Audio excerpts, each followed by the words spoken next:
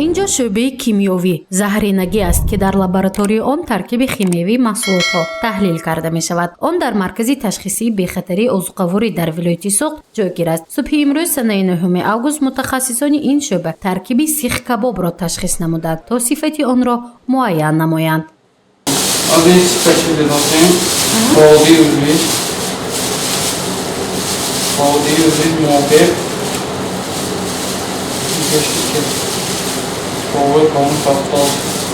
سیخ کباب مذکور از بازار مرکزی پنجشنبه انیقترش از سیخ کباب خانه بدر منیر از جانب پروکراتوره شهر خوجند به تشخیصگاه مذکور دسترس کرده شده است تا ترکیب آن معین کرده شود که آن به سلامتی خریدار یا خود استعمال کننده تاثیر نگذارد. فعالیت تحلیلگاه مذکور بهر سری وقت پیشگیری نمودن محصولات پس‌صفت و حفظ سلامتی اهالی نگرانده شده است. از روی تحلیل متخصصان این شعبه در یک ماه تا 3 نمونه محصولات ها که تحلیل کرده می شود به طلبات جواب نمیگوید و سری وقت آن را بی‌ضرر میکنند.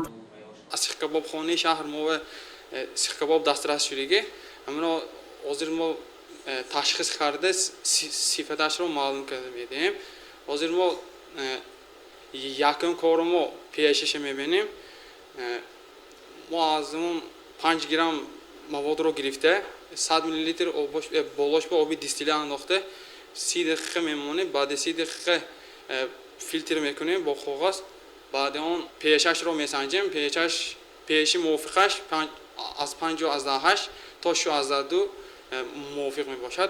مرکز تشخیصی بی‌خطری عضوقواری ولایت سوخت دوام 6 ماه اخیر 291644 نمونه را مورد تحلیل قرار دادند. بعد تحلیل نمونه های مواد طلبات بی‌خطری محصولات عضوقواری معین کرده شده است که از آن 150 عدد مواد تشخیصی نتیجه مثبت داشت، یعنی به طلبات جوابگو نبوده به سلامتی شخص ضررآور دانسته شد. از این حساب 19 تن و 570 کیلوگرم محصولات پس‌صفت بی‌ضرر کرده شد، یعنی متخصصان محصولات پس‌صفت را نابود کردند.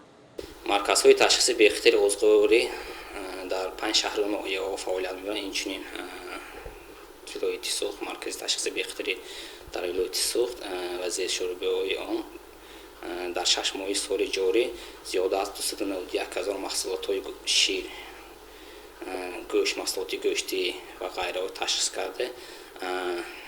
زیاده از 10 تن و 700 کیلوگرم محصولات پس‌صفت معین کرده شد که آنها رو بعد از تشخیص و مقامات دخلدار پیشنهاد کرده حجت ها رو نابود کرده شد. مقصد از گذراندن تحلیل ها در تشخیصگاه ها این پیشگیری نمودن بیماری سیرویتی می باشد. تحلیل شعبه باکتریولوژی بی‌خطری عضوقواری در ولایت سوخت نشان داده است که 713 عدد نمونه مواد از تشخیص گذشته است که این در مقایسه با همین دوره سال گذشته 36 عدد مواد زیاد می باشد. از این برمی آید که متخصصان سری وقت برای آشکار نمودن محصولات های پس‌صفت کاربری می کنند تا بیماری ها پیشگیری کرده شود.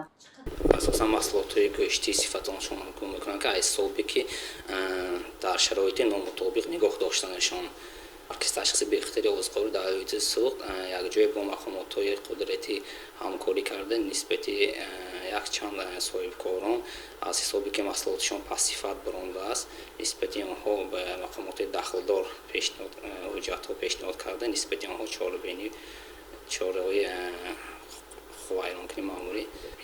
کارمندان و متخصصان مرکز تشخیصی بی‌خطری عضوقواری در ولایت سوخت از ساکنان و مهمانان دعوت به عمل می‌آورند که هنگام خریداری محصولات‌ها به تمغه آن اهمیت جدی داده از محصولات خوش‌صفت و به طلبات جوابگو خریداری نمایند، زیرا خریداری محصولات پس‌صفت باعث اوج بیماری‌ها مخصوصاً بیماری‌های سیرویتی می‌گردد. از این روی کارمندان پیشنهاد می‌نمایند که هنگام مشاهده نمودن محصولات‌های به طلبات جوابگو نبوده به این مرکز مراجعت نمایند تا سری وقت بیماری ها پیشگیری کرده شود. گزارش مفنوشکر و نعیم جان ایوبوف برای برنامه اطلاعاتی خبر.